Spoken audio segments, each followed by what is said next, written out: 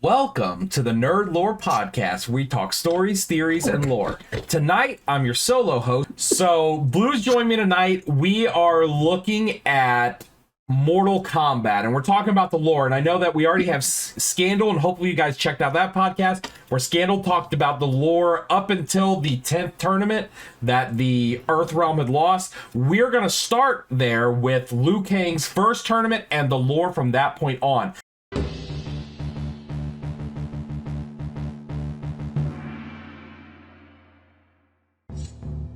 And I'm joined by BigBlueD. BigBlueD, tell us a little bit about yourself.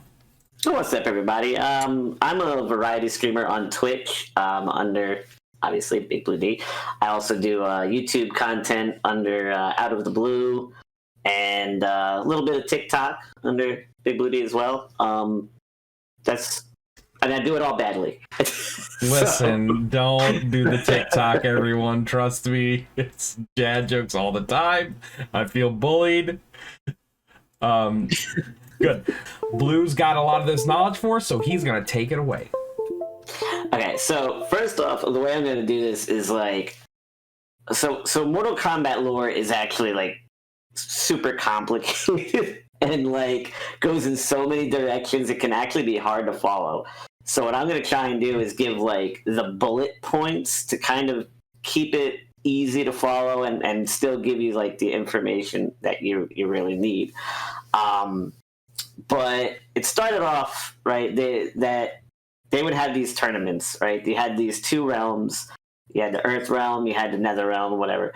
And these tournaments would occur where if you won 10 in a row, 10 fights in a row against the other realm, then, if you beat them, they couldn't invade you anymore. You won. But if they won 10 in a row, they could take over Earth realm. And we were doing good. We had a guy, Kung Lao, beat Shang Tsung, the sorcerer of the leader of Outworld.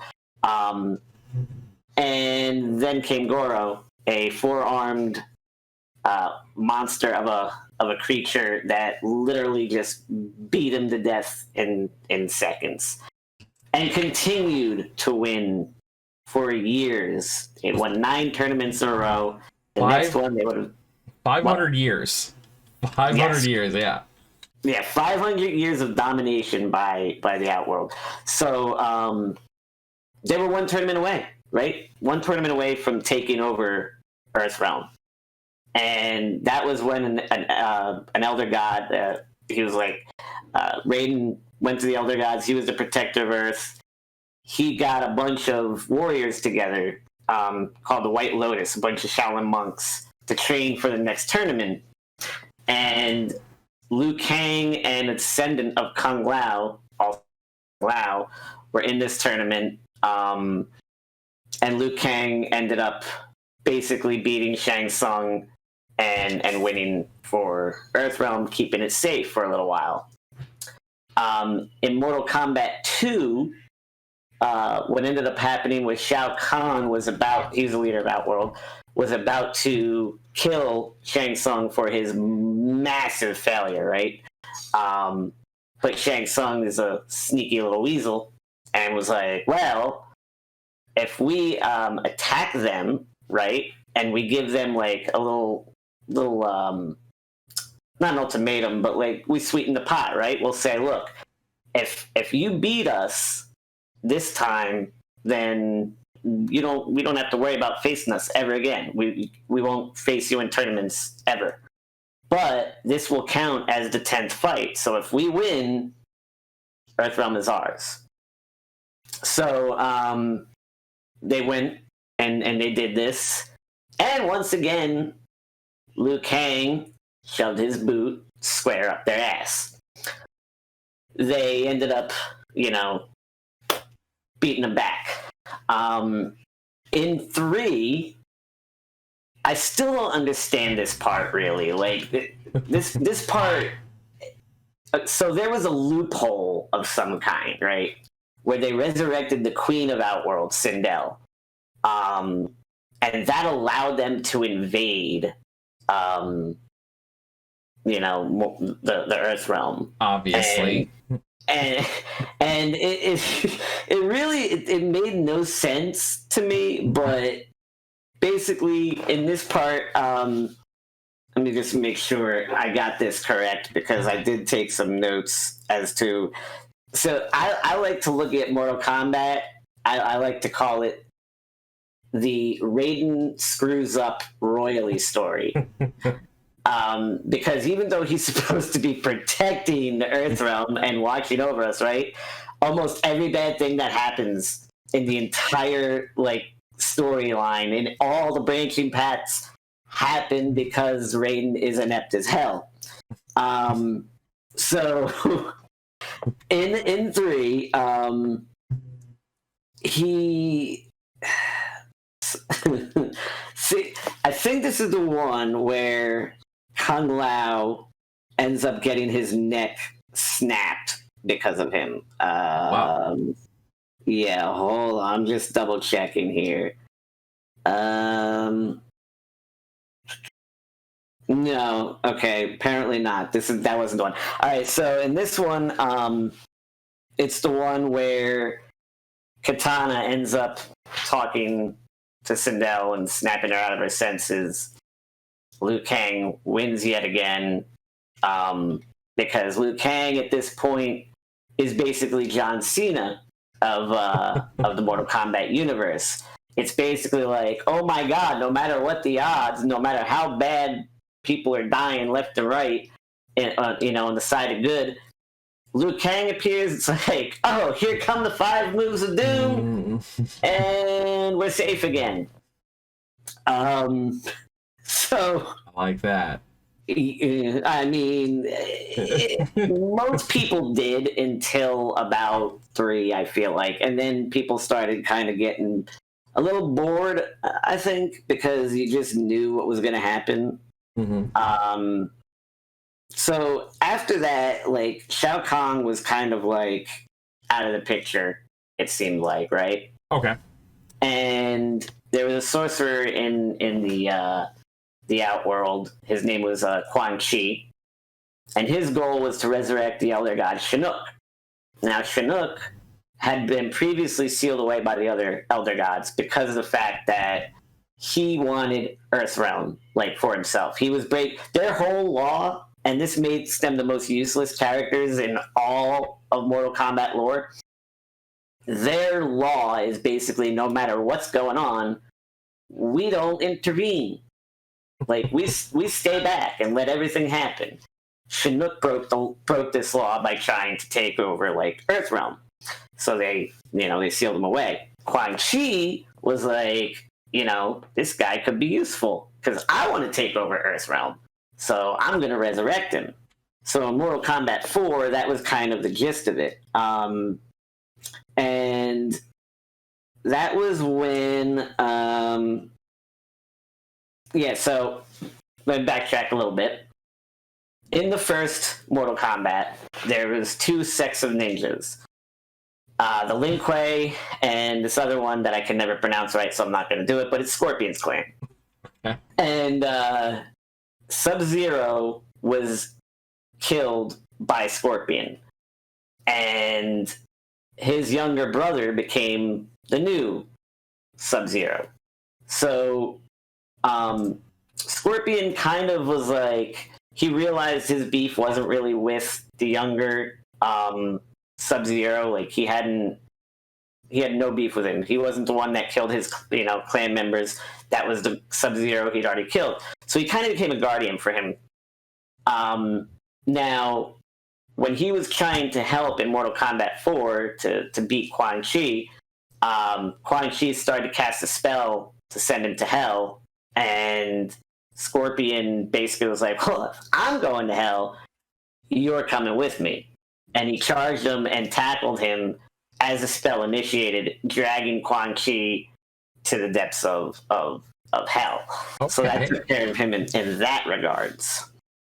However, Quan Chi, much like Shao Kahn, was very adept at escaping death or bad situations. Every time you think he's down, here he comes.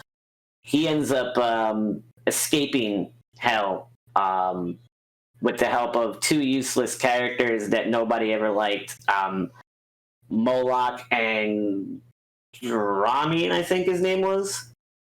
I think it was Dramin. Basically, Moloch was a giant lizard-looking dude who held a giant ball in his hand. No one gave a crap. Dramin was a dude who had like a dildo wrapped around his arm. And it was like useless. So these two characters helped him escape, and they were kind of like on his side. His plan this time was to resurrect the army of Onaga. Onaga was like this dragon king type dude, and he wanted his army, because his army was supposed to be like immortal, pretty much. Like they were just ridiculous, and they would basically give him the strength needed to take on like the elder gods and take over Earthrealm, whatever. What he didn't know was at the same time, the most powerful being in all of Mortal Kombat lore, the one being who had been broken up into pieces and basically became the different realms, like Earthrealm, Outworld, etc. He was basically not possessing, but talking to this one dude, Shinjuku. I can't remember his name. It's like Shinjuki, I think. He tricked him into basically collecting these different daggers and weapons and whatnot that had his energy. Once these things were brought together, right, and into one spot, he could resurrect, which he did. He ended up being in the Dragon King Onaga. Now, this is like where Raiden messes up again. Yeah, like this is so okay. So during this whole thing with Quan Chi, because Quan Chi enlisted the help of Shang Tsung during this whole arc, right? He's like, well, you have an enemy and I have an enemy. And what we're going to do is we're going to go back and make sure John Cena can't give us the five-knuckle shuffle anymore, right? That's Liu Kang for everybody following along. Yeah. So Liu Kang, they go back and they ambush him and they kill him. So Liu Kang ain't saving the day. Not this time. And then, who else did they kill? It was Liu Kang and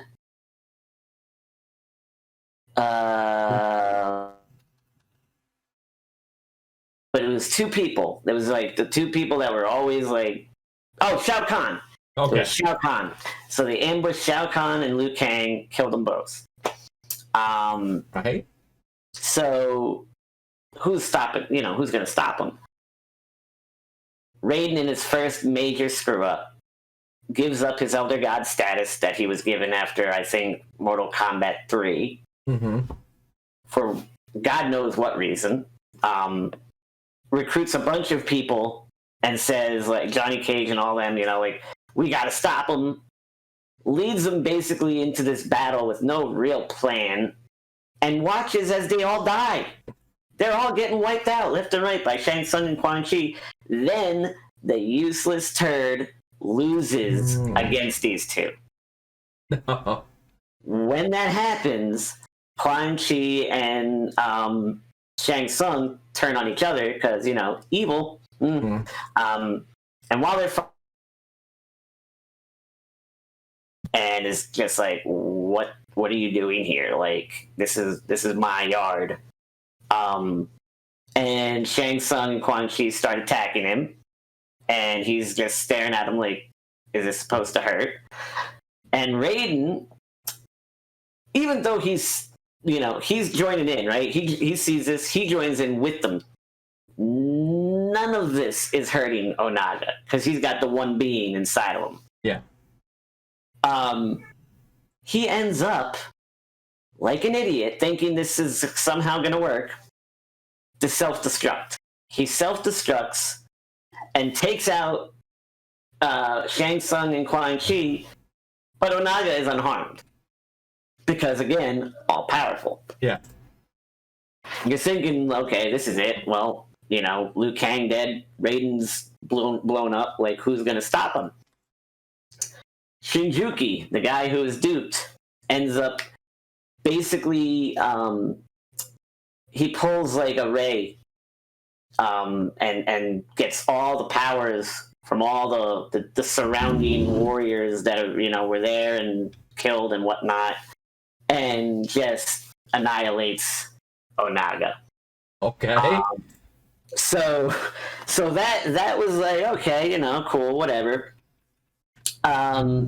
However, after the blast, Raiden ends up being alive and now is corrupted. He still is protecting Earth realm, right? But now he has no law, no limit. Like, he'll do it by any means necessary, trample over whoever needs trampling to do what needs to be done. And his first thought that goes through his head is, I'm gonna resurrect Liu Kang. But he resurrects him as a zombie. Makes sense. A revenant. And then just leaves him. Like, it's the most bizarre thing. It's like, oh, hey, sorry I let you die, but I'm gonna resurrect you now as a revenant, and by the way, peace. Figure it out for yourself, right? Which I don't know. It just so then good. After what? Seems good. Like, good plan. You would think. So so after that, because of I know somehow, like, all the heroes and the villains that ever died basically resurrected, right? So Okay. anyone who ever died on either side are there. And so they also brought back Scorpion, the Elder Gods did, and they basically said they had told him, if you had taken out Onaga, we'll resurrect the Shirai Ryu. I think that's what their clan called. Okay. The Shirai Ryu, which is his clan that, had been murdered. If you kill him, we'll resurrect him. So he wasn't the one that killed Onaga, but they kind of technically kept their word. They did resurrect the clan as friggin' revenants. So naturally, Scorpion, pissed off when this whole resurrection thing happened, he went from the side of good to the side of evil because it was against the Elder Gods, because the Elder Gods are just giant dicks, they're like the kid with the magnifying glass, and everyone else is the ants. They don't care about us, right? Yeah. So in this giant battle, the last two standing are Shao Kahn and Raiden. Now, in this whole arc, Katana talks to this character named Blaze, and he basically said, "Look, if you keep on this path, you will bring peace. Like, you'll unite everybody, and there will be world peace." And everyone's dying left and right, and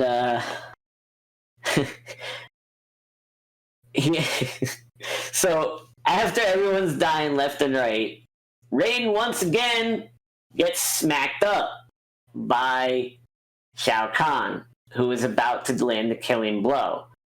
Raiden, in his infinite wisdom, decides to cast some kind of a spell where he goes back in time to his younger self And all he says is, he must win. Because, why tell him who needs to win? That would be too easy. That would save a whole lot of issues, right? Like, no, instead he just says, he must win. Now, ironically enough, because he did this, right? Before you go back in time, if you stay in that current timeline where Shao Kahn kills Raiden, right?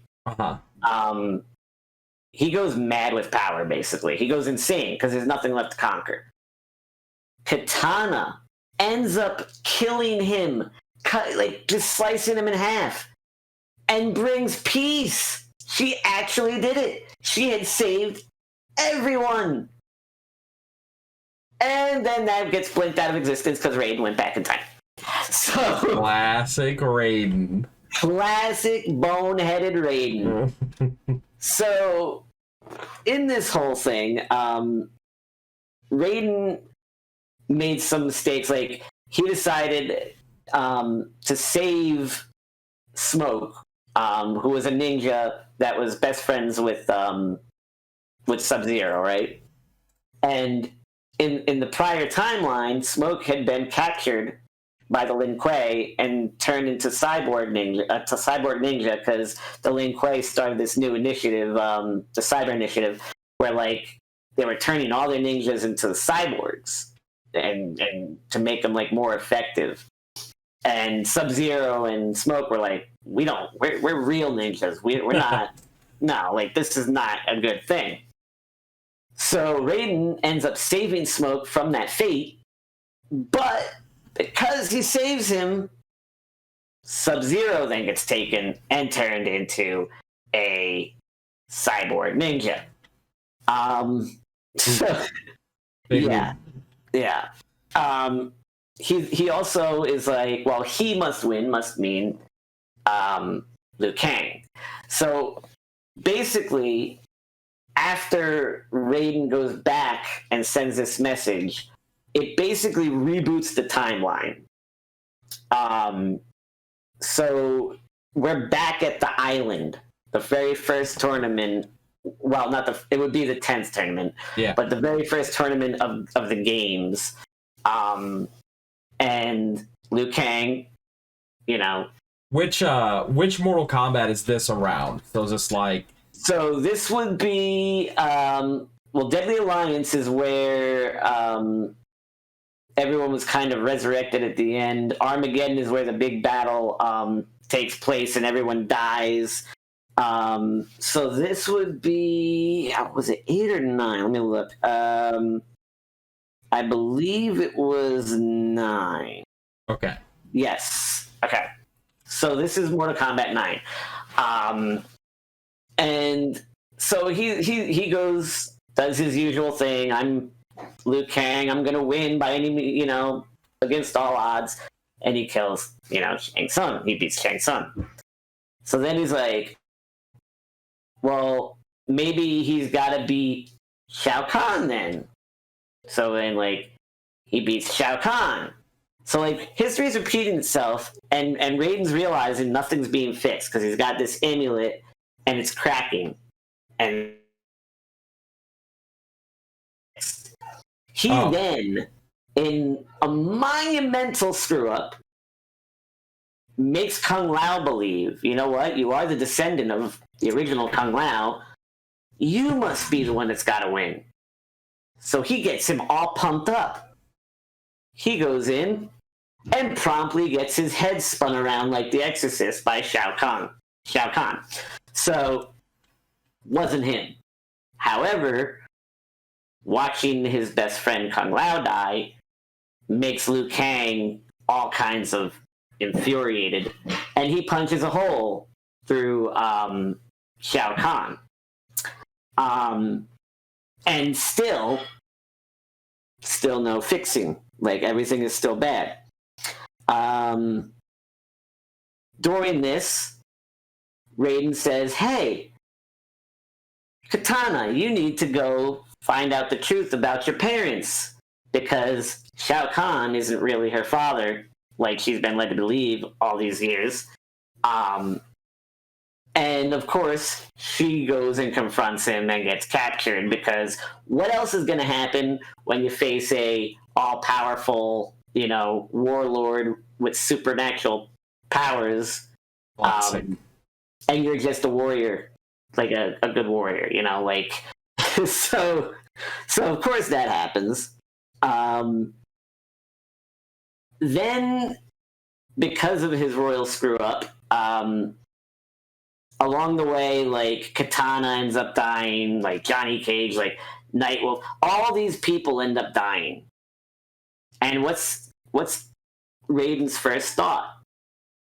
The logical thought is, oh, I'm going to go ally myself with Quan Chi. I'll ask him for help. The evil sorcerer that's been trying to take over Earthrealm. I'll try and strike a deal with him. Oh, God. Quan Chi laughs at him. Literally laughs at him. Like, dude, like, what? Like, get the hell out of here. I already struck a deal with Shao Kahn. All the dead heroes that you're just littering the world with because of your stupidity are now mine to keep as revenants. Like, they're mine. This is great. I don't need you.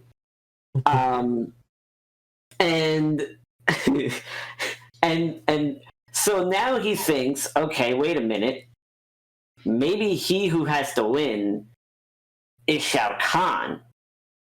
Because if Shao Kahn wins, like, and this was all brought on by Quan Chi, by the way. In this conversation, Quan Chi basically lets slip, like, well, if he were to merge the two realms because of, being an egomaniac, like, the Elder Gods would have to step in. So he tells this to Liu Kang. And Liu Kang, at this point, is so fed up with him because every time he's come up with a plan, it's ended up in death. Like, people just dying left and right. So Liu Kang fights him. And Raiden accidentally kills him. Oh, okay. So now the savior of Earth, the one that's been protecting us, like, without fail pretty much, is dead at Raiden's hands. So he's like, okay, I'm gonna enact this whole thing. He gets Shao Kahn basically to do exactly what Quan Chi said. He basically tries to merge the two worlds. The Elder Gods step in. They give Raiden, like, obscene power, and just he gets his soul, like, torn to shreds, basically, Shao Kahn. So yeah, okay, Raiden beats him back. Then we go to, I think it was Mortal Kombat 10. Let's see here. So,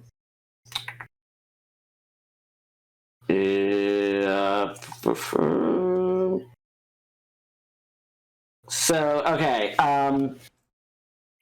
So Chinook gets resurrected. Because, people ended up getting a hold of the amulet that he was, like, sealed in, whatever. Mm-hmm. So now there's this whole war. However, 90% of Earth's heroes are dead or revenants because of Raiden. Raiden? Yeah, because Raiden done stepped in it good.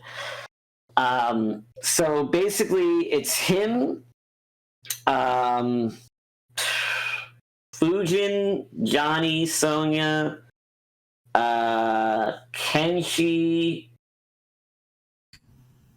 I can't remember if there was. I don't think there was anyone else, but they were basically it. Yeah, somebody ripped Jax's arms off at some point. I remember, like, that was Ermac. Ermac is a psychic that's my boy. person, and he blew them off with, like, his mind powers, and then he got cybernetic arms taken it, to replace them. And he was one of the most badass characters until Mortal Kombat 11, when he became brain dead, making really bad decisions at every point. But we're not there yet, so I'm not gonna go into that yet because I'll start really ranting. But so basically, they end up fighting, like, all these, Chinook's forces and Quan Chi. and then Nightwolf was there,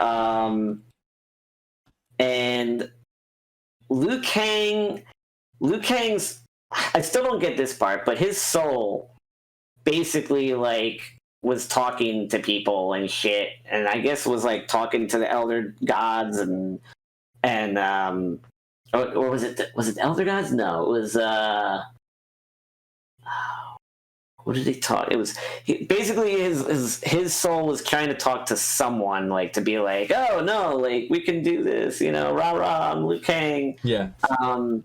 And it didn't work because no one listens to a dead person. No.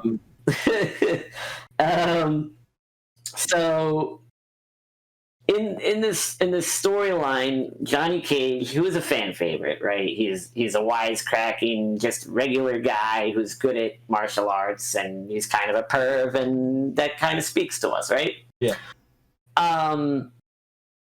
They gave him this odd. I'm part of a long lineage of warriors bred by the gods to fight really good, basically. Like Okay. that's what the whole green around him, when he shoots like the green balls and all that. That's what that supposedly is like from.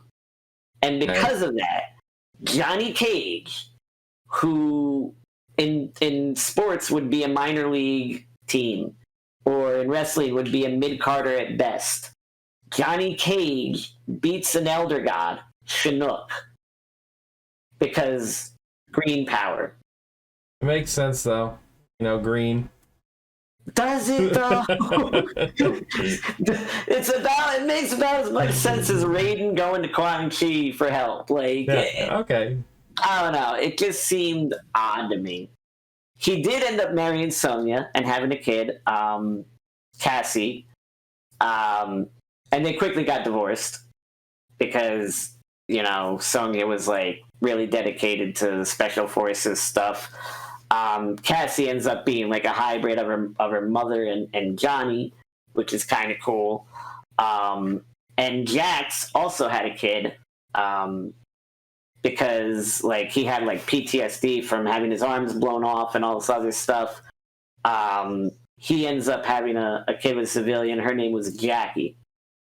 So now like Raiden and like Johnny Cage, Sonya, like their idea is let's train the next generation of fighters, right? Like everyone's pretty much gone. Let's train these people. They also had Kung Lao's, I don't know if it's his cousin or his nephew. There's been like different things in each as to which he is. Like some people say nephew, some say cousin. Either way, he's related to Kung Lao. So he joins in that. What's his name? The blind swordsman ends up getting basically raised and trained by Scorpion because what was the blind swordsman's name? Oh my God, was it not Takeshi? Hold on, it was Kenshi. Okay, yeah. So Kenshi was going off to fight like the Red Dragon, which in Mortal Kombat is like a kind of like a criminal organization, right? You think the Hand, you think Hydra, things like that. Yeah, that's what the Black and the Red Dragon is basically that. And he's like, look, I'm going to fight these guys, Scorpion, but this is my son, and I want to make sure he grows up to be a little badass and is safe at the same time. So watch over him and train him. So he did. And so like these are like kind of becoming like the main characters at this point. Like a sizable chunk of the story in 10 and even 11 really follows this next generation.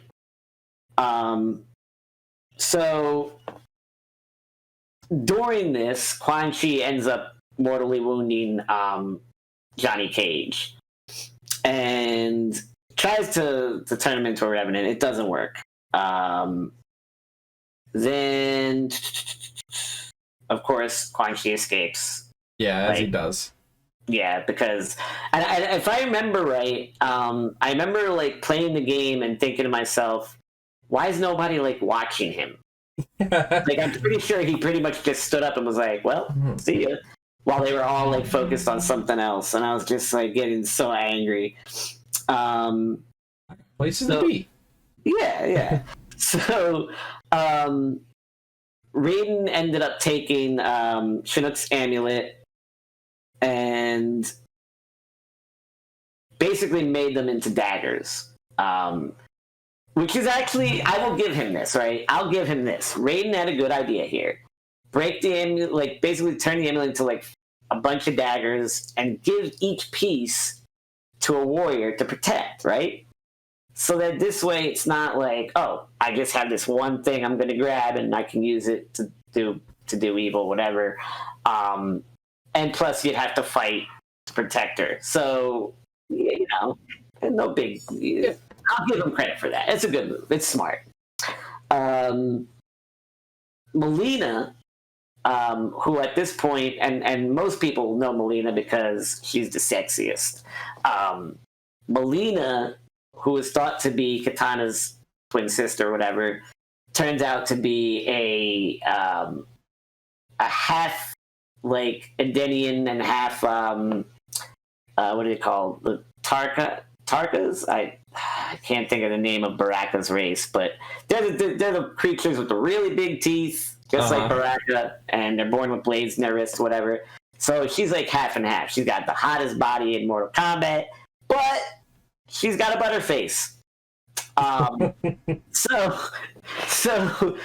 during this whole thing, with Shao Kahn out of the picture, with Quan Chi gone, with Chinook gone, Melina takes over Outworld, becomes queen.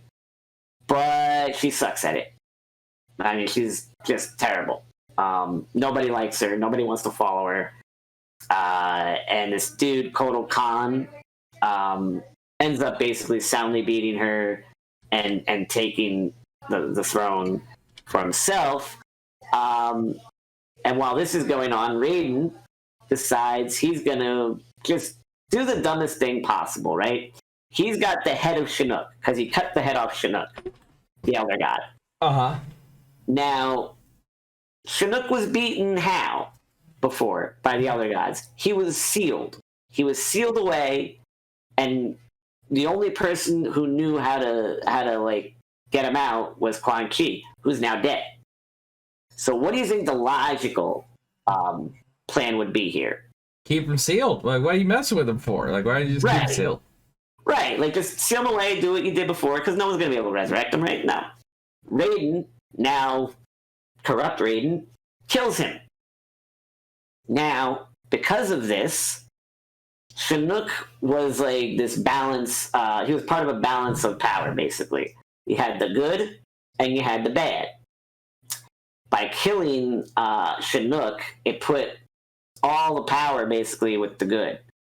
And so the mother of these two, she's basically like a titan of time, manages all the timelines and everything. Basically like, look, I'm so sick of this. Every time I make some kind of a timeline, Raiden fucks it up. He's got to go. So she starts just bringing back people left and right from the past. And, like, you had Liu Kang from the first tournament brought back. You had the original Raiden brought back. Kung Lao was brought back. Sonya, who had just died in a raid, because this is another Raiden decision. Raiden was like, hey, Liu Kang and Katana are now ruling the Outworld. The Netherrealm, not Outworld. They were ruling Netherrealm. Let's go attack them. Take the fight to them before they become a threat. Sonya dies. Okay. And now her younger self is back, which makes it really awkward. Young Johnny Cage is there. So, like, you had all these past selves interacting with current selves with, I guess, no repercussions of, like, ruining the timeline, because no butterfly effect, I guess. And it's just utter chaos, right? So Liu Kang and Kung Lao finding out, and Raiden for that matter, because when Raiden popped up, the past Raiden, the current evil or corrupt Raiden disappeared. I don't know why. They didn't really explain it other than to kind of hint that because he was an elder god or whatever, like it's different rules. They can't exist in the same. I don't know. It was really weird. But it checks out. It makes sense. Yeah, I guess. So the corrupt Raiden, he gets basically Thanos, right? He gets a cloud of dust and he's gone. And Raiden, he's like bringing everybody, trying to take the fight to everybody. Liu Kang, Kung Lao both know that Raiden caused their death, so they're kind of pissed and leery of him at the same time. Then let's see here. Oh, Goro. So here's something interesting. In Mortal Kombat, I want to say Deadly Alliance, Goro ended up basically turning over a new leaf and sides with Katana. Basically, like, becomes almost like a guardian or something, right? Goro ends up being killed and resurrected by, wait for it, Shao Kahn, who out of nowhere is alive. And we find out that Quan Chi and Shang Tsung didn't kill him after all. No. Instead, they killed a double. Convenient. But Shao Kahn's like, I'm going to wait and see how things play out. This is interesting. I'm going to try and, seize power as soon as there's a misstep. So he's sitting there. He's alive. He takes Goro's body and, resurrects him. Let's see. Melina ends up dying from a bug lady named Devora, who basically her thing is she vomits bugs into you and gives you bug AIDS. So there's that. Then let me see my notes here.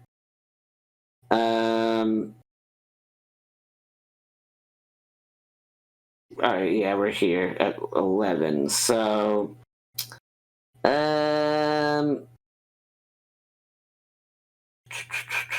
past that. We're past that.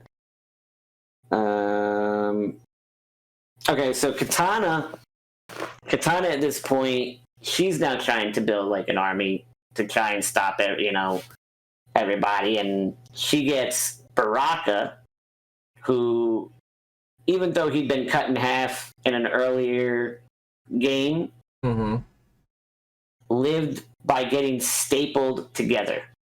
Oh, okay. No, that's fair. Yeah. So everybody watching, if you happen to get cut in half, it's okay. Just have the nearest person staple you together. It'll be all good. Yeah, fair enough. Yeah, just carry a stapler with you at all times. So she gets Baraka. She gets a female version of Goro's people, Shiva, who were actually kind of better fighters than the men, really. Basically gets these people to help her out and join their side. Kotal Khan, who is the current ruler of Outworld, takes a giant mallet to the spine from Shao Kahn and is dethroned real quick. Let's see. There was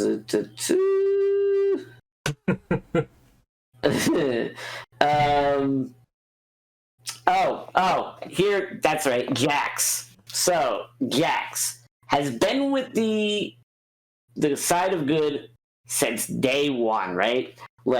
Has one of the OGs of the Earthrealm Warriors.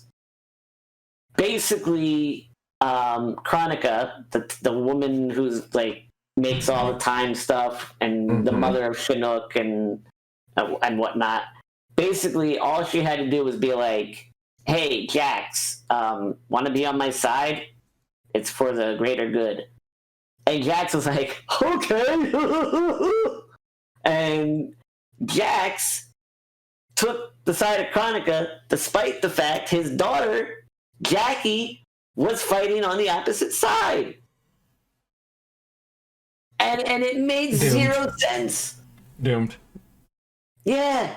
So who ends up storming the area where he was guarding but Jackie and past Jax? And past Jax, when he saw himself basically like being an idiot, got fed up and was like, "Bro, no. Unacceptable. Shenanigans. Tomfoolery. You're done." And beats the crap out of him. And he must have, knocked some sense into him or something, because out of nowhere, all of a sudden, President Jax is like, "Oh, you know what? I think you're right. I guess I shouldn't have trusted her. Maybe I should fight with you guys." So that annoyed me. Good, just a really good, easy to follow timeline with stuff going on. Yeah, so like basically, you had this Chronica person reaching back into the prior timeline before it branched when Raiden died and sent that message of he must win. She's basically taken everyone from that timeline and pulling them into the current one. So it's a new timeline, but with old timeline characters, or old timeline versions of the characters, I should say. Mm-hmm. So Liu Kang getting swatted around, Raiden is getting swatted around. Like, this Chronica chick is just ridiculous. She's overpowered. She does, however, have no effect on Elder Gods. Like, she can't do anything. Like, her time powers hold no power over them. So Raiden, with his second and only second good idea ever in his useless, giant, oversized head, decides to merge his soul with the Revenant Liu Kang, and basically becoming a lightning and fire god. So now she can't do the rewind thing, right? Yeah. It's a straight up fight. And let's face it, Liu Kang and Raiden in the same body, with their powers combined, of course she gets turned to glass and they shatter that bitch. I mean, it's a so Raiden then basically does the ring thing and crawls out of his body like a TV. Okay. And says like, I no longer have my powers, and that's okay. Like, you're now the new guardian of like Earthrealm. I will do my best to mentor you, but like, I am no longer like a god of any kind. Mm-hmm. So Liu Kang basically resets everything to the way it's supposed to be time-wise, but not before some shenanigans where right before he does, Shang Tsung appears and had been watching everything from the shadows, tries to like play him, right, by having him like follow him and gather things, and it's kind of, I wasn't a fan. It wasn't like an important integral part of the lore, in my opinion. Yeah. But in the end, when you think Shang Tsung outsmarts him, right, it turns out that really Liu Kang was playing him the entire time. So during the arc, everybody who died, Liu knew was going to happen. He basically was like, well, means to an end. which is very Raiden-like. Very Raiden. And he meant for this all to happen, and basically just, stomps Shang Tsung. Then goes back to the very first, the first Kung Lao, right? The guy who was a champion until Goro killed him, starting the 500 years of dominance. He appears to Kung Lao and says, I'm going to train you for what's to come. Like, that's the last thing in the Mortal Kombat 11 that you see is, like, he's basically saying, look, I'm going to train you, because he knows Goro is going to kill him. Yeah. So there's a lot of speculation there that the next game is going to take place in the past with all new characters and stuff, with the exception of maybe, like, Shao Kahn, Goro, and Shang Tsung, but I don't know. But that'd be pretty cool. Yeah. But, I mean, and me and you had been talking about it earlier, how weird that would be for a fighting game series to just get rid of all of its characters that it's built. Because at one time, wasn't the roster like 70-something fighters? Like, yeah. Oh. So, like, it's like I said to you before, I go, what would Street Fighter be like if you couldn't play as Ken, Ryu, or Chun-Li? Like staples of the story. Or in Tekken, not having Kazuya, Heihachi, Jin, Law, King. Like, yeah, like it's. I don't mind the new story. I don't mind new characters and arcs, but like I don't know if I want a complete clean reboot. Yeah, like going all the way back. Did you have any questions about No, I mean, so I know, just to let everybody watching know, we are going to do another episode, and the episode's going to be specifically like diving into characters and silly stuff they do. So the lore is really complicated. It's a good way to put it. So, but it's really interesting and kind of I don't want to say well written out, but like deep lore. It's really deep lore. There's a lot going on at all times, and we go back and we resurrect people and use time. So time is always one of the goofiest things when shows start using stuff like that. It's so hard. But you did a great job of leading us through it. Like, I feel like I have a good understanding of it now. I was trying. There was a lot. So, like, I will say now, what I touched on again, it was basically Cliff Notes, because I knew if I went into it in depth, like, it would just be mind-numbing. Like, because there's so much going on during these. So basically, you pick any part that I spoke about, right? And there was a lot of things going on during each one. Like, there was a lot of stuff with the clans, like the Lin Kuei, Sub-Zero, a guy called Cabal, Jax, Sonya, Johnny Cage. Like, there's a lot of side stuff going on during these, but I wanted to give you like the main crux of the story, so that you could at least know what's going on there. And then if you feel like the lore is interesting at all or whatever, like, there's multiple videos on YouTube where you can literally watch just the cutscenes from beginning to end of all the Mortal Kombats. There's character specific ones you can dive into. Like, you can find out all that side stuff very easily.